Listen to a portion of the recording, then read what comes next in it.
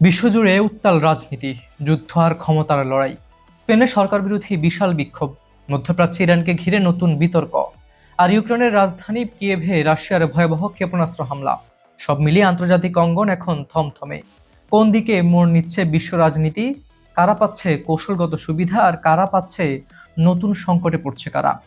এসব গুরুত্বপূর্ণ ইস্যু নিয়েই আজকের আয়োজন। শেষ পর্যন্ত সঙ্গেই থাকুন।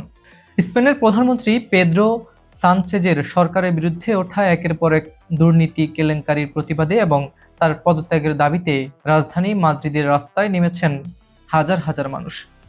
শনিবার মার্চ ফর ডিগনিটি বা মর্যাদার পদযাত্রা নামক এই বিশাল গণবিক্ষোভের আয়োজন করা হয়।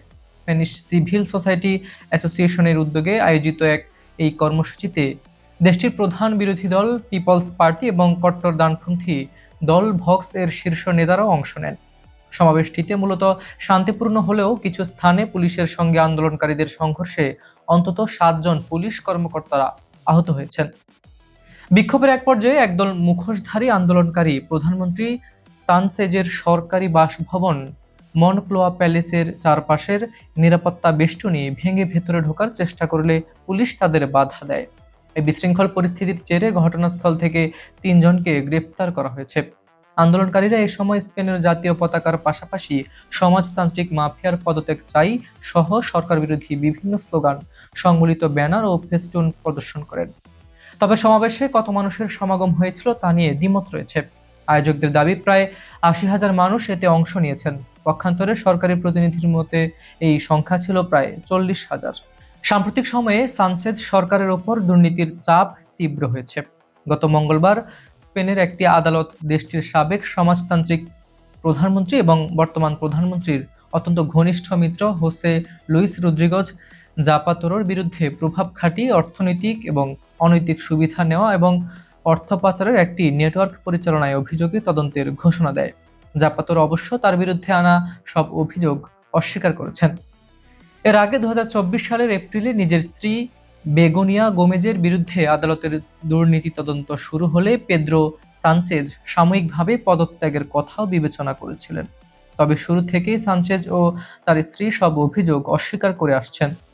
প্রধানমন্ত্রীর দাবি, কট্টর ডানপন্থী রাজনৈতিক বিরোধীরা রাজনৈতিক উদ্দেশ্য প্রণোদিত ভাবে তাদের পরিবারকে হেয় করতে এসব ছক করছে। এমনকি গত মাসে স্পেনের একজন সরকারি প্রসিকিউটরও ডানপন্থী দলগুলোর দায়ের করা ওই মামলাটি বন্ধ করার জন্য তদন্তকারীর বিচারককে অনুরোধ জানিয়েছেন। সব মিলিয়ে এই রাজনৈতিক অস্থিরতা স্পেনের রাজনীতিকে বেশ উত্তপ্ত করে তুলেছে। যুদ্ধে জয়ী ইরান কঠিন চ্যালেঞ্জের মুখে ইসরায়েল এবং যুক্তরাষ্ট্র। ইসরায়েলি সংবাদ মাধ্যম চ্যানেল 12কে দেওয়া এক সাক্ষাৎকারে তিনি এই বিস্ফোরক মন্তব্য করেন। তার মতে, চলমানে যুদ্ধ পরিস্থিতির হিসাব নিকাশে তেহরান হয়তো অল্প ব্যবধানে জিতেছে, কিন্তু এটি তাদের জন্য একটি অত্যন্ত স্পষ্ট ও সুনিশ্চিত বিজয়।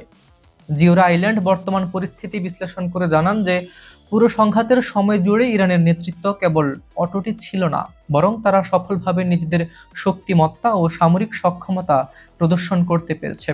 ইরানের এই কৌশলগত সাফল্যের কারণে আন্তর্জাতিক অঙ্গনে, বিশেষ করে যুক্তরাষ্ট্র ও তার পশ্চিমা মিত্রদের সাথে যে কোনো ধরনের কূটনৈতিক আলোচনা বা দর কষাকষিতে তেহরান এখন আগের চেয়ে অনেক বেশি শক্তিশালী ও সুবিধাজনক অবস্থানে থাকবে।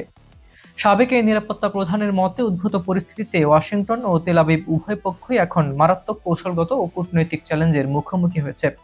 তিনি উল্লেখ করেন যে বর্তমান বৈশ্বিক কূটনৈতিক তৎপরতাগুলোর মূল লক্ষ্য এখন যে কোনো উপায়ে এই অঞ্চলের সংঘাত বন্ধ করা, ইরানের পারমাণবিক কর্মসূচিকে প্রতিহত করা নয়।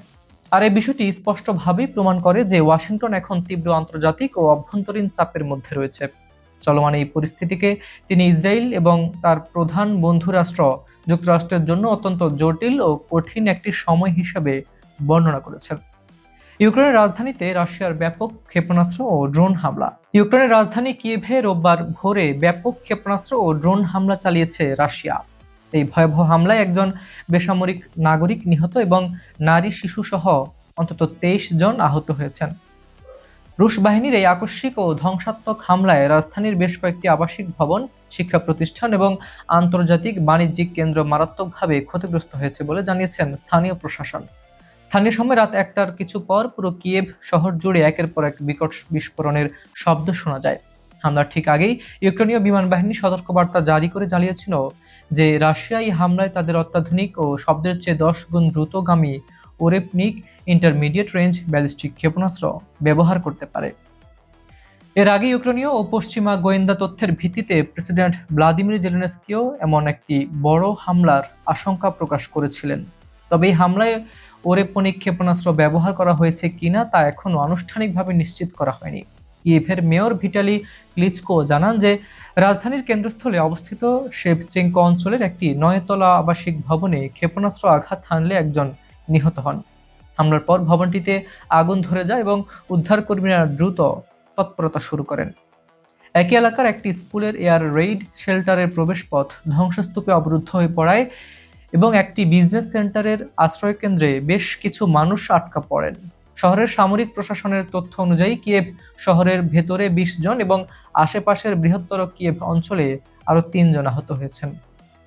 গত শুক্রবার রাশিয়ার দখলে থাকা পূর্ব লুহানস্ক অঞ্চলের একটি ছাত্রাবাসে ড্রোন হামলার ঘটনা ঘটে, যার জন্য মস্কো ইউক্রেনকে দায়ী করে। যদিও ইউক্রেন দাবি করছে যে তারা কেবল রুশ ড্রোন কমান্ড ইউনিটকে লক্ষ্য করেছিল, তবে পুতিনের কঠোর প্রতিশোধ নেওয়ার নির্দেশ দেন। মূলত সেই ঘটনার জের ধরেই রোববার কিয়েভেই ভয়াবহ নৃশংস হামলা চালালো মস্কো। বিশ্ব রাজনীতির উত্তাপ যেন দিন দিন আরও বেড়ছেই। ইউরোপ থেকে মধ্যপ্রাচ্য আর সেখান থেকে পূর্ব ইউরোপ, প্রতিটি অঞ্চলে নতুন করে তৈরি হচ্ছে অনিশ্চয়তা, সংঘাত আর কৌশলগত সমীকরণ। ক্ষমতার এই বৈশ্বিক খেলায় কে এগিয়ে যাচ্ছে আর কে হারাচ্ছে নিজেদের অবস্থান, সেটাই এখন পুরো বিশ্বের সবচেয়ে বড় প্রশ্ন। আপনার কি মনে হয়, স্পেনের রাজনৈতিক সংকট কোথায় গিয়ে থামবে? ইরান কি সত্যিই কৌশলগতভাবে শক্ত অবস্থানে চলে গেছে? আর ইউক্রেন রাশিয়া যুদ্ধ কি আরো ভয়াবহ রূপ নিতে যাচ্ছে? আপনার মতামত অবশ্যই কমেন্টে জানান। ভিডিওটি ভালো লাগলে লাইক দিন, শেয়ার করুন এবং আন্তর্জাতিক রাজনীতির নির্ভরযোগ্য বিশ্লেষণ পেতে এখনই সাবস্ক্রাইব করুন খবর সংযোগ। কারণ বিশ্বজুড়ে ঘটে যাওয়া প্রতিটি বড় ঘটনার গভীর বিশ্লেষণ আমরা তুলে ধরি আপনাদের সামনে।